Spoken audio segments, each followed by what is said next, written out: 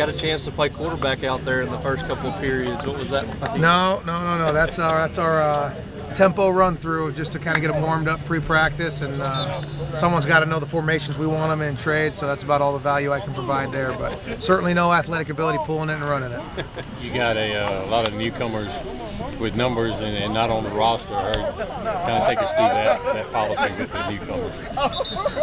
Yeah, I think we told the team, you hear this said a lot in football, but everything earned, nothing is given. It would seem to me that should apply to number policy too then, right? I mean, usually most guys come in thinking they're going to get the single digits or the 21s, all the kind of so-called sexy numbers, and you try everything you can to, the player makes the number and not the other way around, but obviously it's never that way, and so we thought it would be a good idea as a staff to try to have every newcomer to the program as angry as possible on day one, because they're in the worst looking number possible.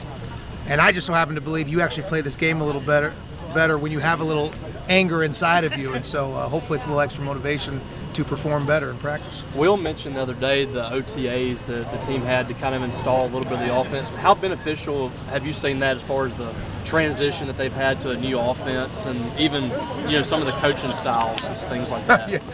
I don't know if you watch practice, you're not sure that we got great ROI, return on investment, on those OTAs, but they should allow us to be ahead, right? We've got probably more offense in, or the ability to execute it faster and get more reps in practice, having done those OTAs, so that's been good. NCAA has been good with that, some rule changes that have allowed for, when you go into your 8-hour rule, you can use 6 hours towards strength and conditioning, and you can use 2 of them for film review or some walkthrough stuff, and so that's been good for us. What are the impressions of Mike Wright so far? How do you feel like he's acclimated? How big a thing about? I think it justifies why we recruited him in the first place. Obviously, tremendous athlete, could hurt you on the perimeter with his legs, but probably people don't give him enough credit as a quarterback. He can drop back in there and deliver the ball with his arm, and so he's a dual threat guy. We've seen Cole Smith play some center, and obviously that's something he did earlier in his career. And we saw you got some snaps there last year when Q got hurt. Just what have you seen from Cole so far at center there? Cole's been good. I know Coach Frank, Coach Schmidt are fired up about his development. He's a worker, right? He's a grinder. That's what you want. And obviously Steven's done a good job. We're rotating a lot of guys because you never want to be in a situation where you have a snapper go down and you don't want to have him behind him. It's kind of an integral part to getting a playoff, and so we're working a lot of guys there. How much of some of the experienced guys on your staff helped you out as you're kind of preparing to set up your first spring, the practice setup, whatever it may be, and kind of making this transition to head coach? Yeah, I know we're really proud of the fact that when you tabulate the years of SEC experience between the full-time staff and then the support staff, guys off the field, there's over 100 years of SEC coaching experience on the staff. So obviously I have many shortcomings, and I got to hire a stable of guys around me who can make up for them. And fortunately, they're there to help me out on a daily basis. You look at the defensive side of the ball. Just how big was it for you to get guys back like Buki and Jaden Crumedy and Jet and Pickering? I mean, those guys had an extra year left, and we're all going to take advantage of it. Yeah, it's obvious up front. When you got Buki, Jet's not out here right now, right? But Buki, Jet, Crumedy, Pickering, Jordan Davis is not in practice right now, but he'll be back there. I mean, that's how you want your front to look. And so now that the signees are officially signed, we can actually be honest with them and let them know that our biggest recruiting efforts were retaining the proven guys, because all those guys are just potential and done nothing yet. Kind of rebuilding the secondary a little bit this year too. I mean, how do you feel like it's going? I know it's still early, but what are your impressions of maybe your newcomers there? Yeah, we need DeCameron Richardson and Sean Preston to bring them up to speed in a hurry, because you go back and watch film, and I underappreciated like Jalen Green, Colin Duncan. I mean, obviously we all know what Forbes was as a player. What Jackie Matthews brought to us, showing up in spring and then playing pretty much every snap at field safety. We got to get better at safety in a hurry. And unfortunately, you only get 15 spring practices, but we're going to need every one of them in that group, because we're not close to the level that we need to be to play at a high level and compete in this league in the back end. I asked Jaden about seeing you out there being the head coach. He didn't think the practice was that much different. He was kind of used to all that. But for you, like, what have these first 2 practices been like being in charge of everything and kind of leading up to it, has it felt a lot different for you? I mean, what's it been like, or have you even had a chance to even think about it? Yeah, I mean, there's obviously differences. I did just notice, we had a tip ball interception there in that last period on a screen, and I kind of instinctually, subconsciously, I guess, kind of raised my fist and celebrated, and then I kind of realized that's not how it goes anymore, I'm certainly so. Yeah, I'm still getting used to it. I probably still take a little too much involvement in the defensive play as opposed to wondering what's going on the offensive side just as importantly. But it's been fun. Obviously, being in charge of both those sides now, what are your impressions of Brock and Barbe as coordinators? Yeah, I guess I can't say enough about Matt Brock. Work with him on a daily basis for the last 3 years, and then obviously anyone who knows him, he's about the most detailed, organized guy you ever been around, and so I think he's going to take our defense to new heights. And Coach Barbe, we're doing a lot of stuff practice-wise. There's some stuff where we call it two-spotting, but you got one drill going on, and then you're stealing reps in another drill on the other half of the field. A lot of that stuff, that organizational stuff, he brought to us, and allows you to be more efficient with your practice, get more reps in a shorter time. And so I've been very pleased. And obviously, offense, very multiple, and yet knows how to feature his best playmakers and most explosive guys with the ball. And so we're getting to see that on defense, and they're really just had in really the first install these first couple of days. So there's quite a bit more coming that we have to be prepared for on defense. Before you got here, I think Coach Brock was already hired. What were your impressions on him whenever you were able to meet him and kind of involve him in your defense? And did you feel like, could you kind of see a future defensive coordinator and what he was doing early on? Or, I mean, what were your thoughts? I think I was probably more worried just for my job security, You never really like feeling like the guy who's going to take your job from you is sitting right next to you. Hey, this guy's more qualified for me than this position. That's never really that's kind of tough on your ego. So, yeah, I mean, forces you to be a better coach. But that's the way that D staff room is too. I mean, when Darcel McBass doing with our secondary, obviously we had Tony Hughes was been on the staff. I mean, we got a lot of really accomplished guys, and you've seen it in both the recruiting and development of players, and I feel like we've added some really accomplished coaches to the staff. And so, in reality, I go sit in a lot of meetings really to learn, right? I can better myself as a coach by sitting in a David Turner defensive line meeting, a Will Friend offensive line meeting. Listen to Coach Barbe explain to the quarterbacks how things are done, Listen to Coach Bumpus talk through the technique and fundamentals of elite wide receiver play. So I'm feeling kind of spoiled because I'm getting to bounce around and learn from all these guys who are masters of what they do. 2 practices in, what do you feel about your group so far? Well, I think so far, after 2 practices, we got a lot of details to clean up, and that's what spring ball is about. Spring ball is about, detailing the fundamentals. But a good start. I mean, we've got a lot of improvement that's got to happen, and like I said, we really got to focus on the fundamentals of football through this spring.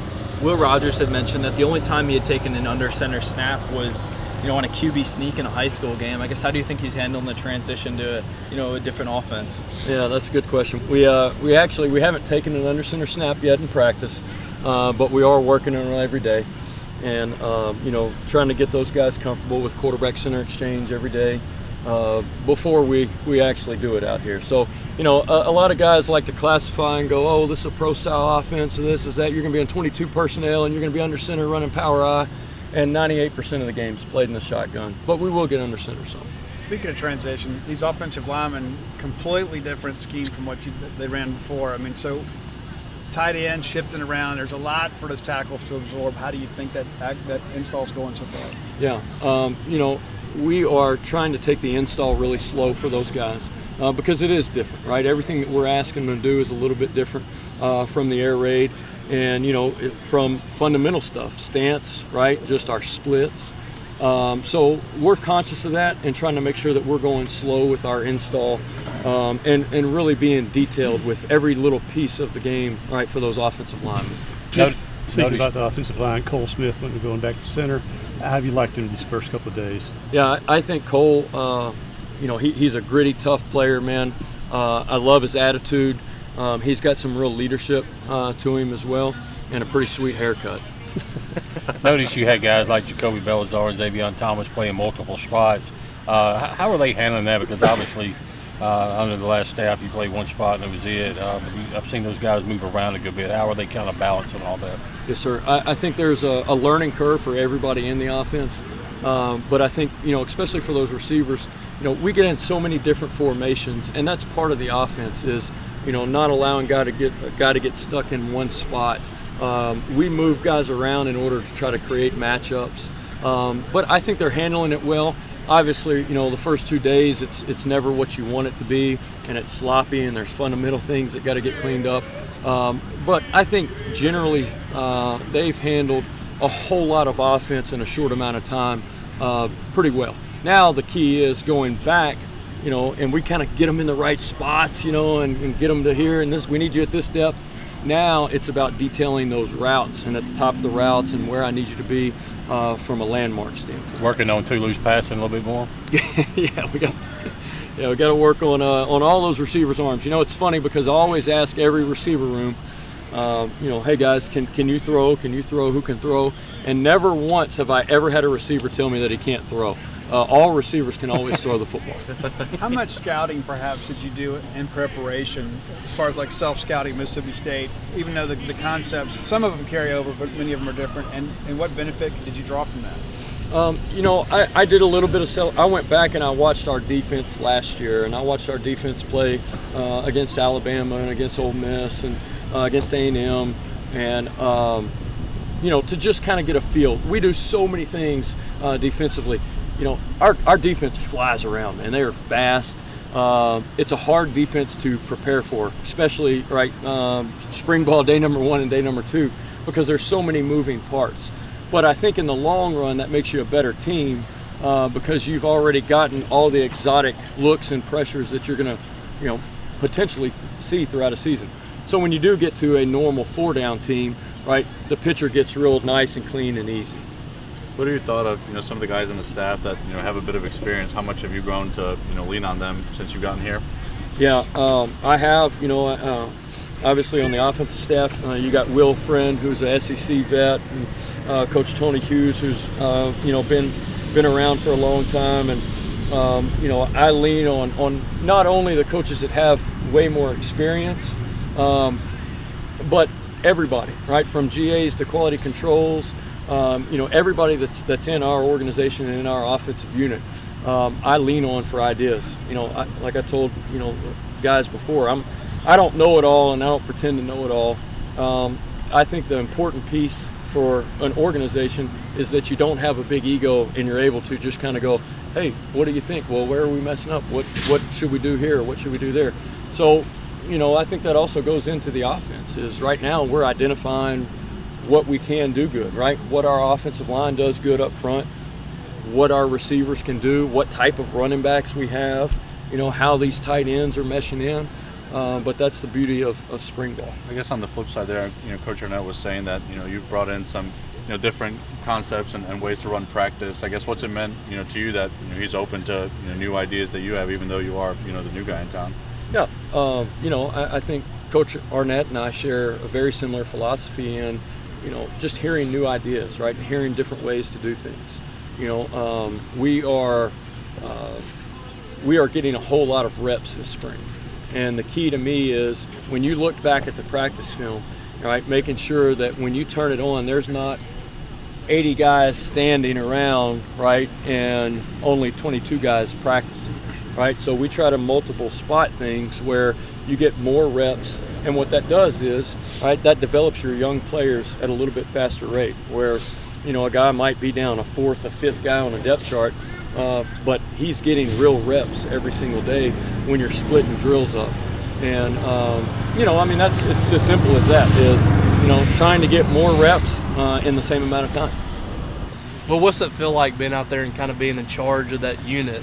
I know that you were able to call the defense in the bowl game, but just kind of leading the group in spring practice. What's that been like for you? Oh, it's been a lot of fun. Anytime you're out there with the guy, anytime we're on the grass, those guys flying around, it's a lot of fun no matter what position you're in. I enjoyed coaching football, I enjoyed playing football when I was able to, so all of it's fun to me. How much has it helped having guys like Buki and Jaden who have been around, to kind of help you with some of the newcomers? Yeah, after Tuesday's practice, I kind of said this to him. I said, the fact of the matter is, if the guy in the back of the line, right, or the back of the room is echoing the same message as the coach or whoever in the front of the room, that's when you actually get, everybody says culture, that's when you actually get things going in the right direction. And obviously those guys, are very, very important in that. I know it's early, but what have you seen from the safeties? Obviously, a lot of new faces there, and Sean's you moved Marcus back there, but Sean and Marcus about the only ones familiar faces back there. Yeah, I think they've done a good job so far adapting and learning. I mean, there's a long ways to go, obviously, but we've thrown quite a bit at them. And I told Chris Keys, here starting the warm-up today, you're on the accelerated learning program here. We can't take our time with you. We got to go. And so the challenge is how quick can they get caught up so that their natural abilities show and they can play with a little bit more, free-minded, I guess. Spent a lot of time under Zach Arnett, but this is a program being led by him now after it was led by Mike Leach. I mean, do you feel any difference in how things are being operated, or just what's that been like the first couple of months, I guess? Oh, I think always there's differences, right? Because you got a different personality of head coach, and so now it's probably less different for me in the defensive side as far as players and coaches, because like I said, somebody asked me this a while back, he's essentially been the head coach of the defense because of how Coach Leach allowed the operation to be ran with him, right? So now it just permeates throughout the entire organization. What's your thoughts on him and how the job he's done so far running a program for the first time? Yeah, great job. Just like he did as a defensive coordinator. He come in and he made a smooth transition to that, took to it, and he has a plan as a head football coach, just like he had a plan as a defensive coordinator, and he's working to execute it every day. So, what's your thoughts on anything his policy making the newcomers earn their jersey number?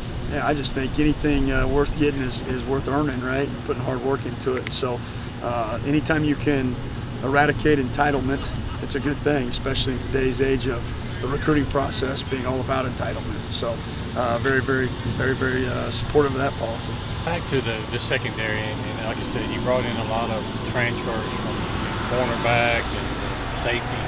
How hard is that transition for them, even though some of them are young and haven't been in programs for a while, but how hard is that transition for them just to get used to a different practice routine from what they're used to, whether it be at Miami or Kentucky or Indiana?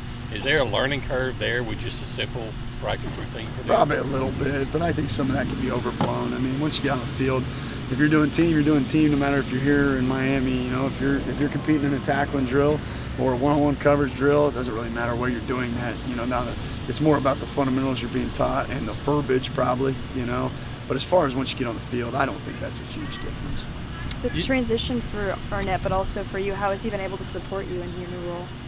Oh, he's always going to be a defensive head coach, right? So he's going to be involved, and we've always had a good relationship going through different things. So there's all kinds of support there, all kinds of, I can lean on him in different ways. So that's been a smooth transition. Kind of tough for Isaac Smith, an early high school graduate, gets a chance to come in early, but has to miss. Looks like he's going to miss the spring with an injury. What are you doing with him right now? Like, what's the focus for him? And can you do some different things other than just getting him out on the field? He just got to learn best he can through other people's reps, and he'll do that. And then he's a smart kid. He's a competitor. He's a gym rat type guy, personality-wise. So I feel very confident we'll come out of it and make the most of the situation. How much does it help your defense to adding a guy like Mike Wright that adds that running dimension that they have to account for when they're on the field? I would say two things. I think Mike Wright, number one, because of the running ability, the scramble ability. I mean, think about all these quarterbacks we're about to face on the schedule. All of them are versatile. When the play breaks down, sometimes they're more problematic then than when they stand in the pocket, right? So that's the first thing. And then number two, just with Coach Barbay's offense and the different things we see from them, motion shifts, tight ends, just all those things. It definitely adds to getting live reps good on good against the things we see in season.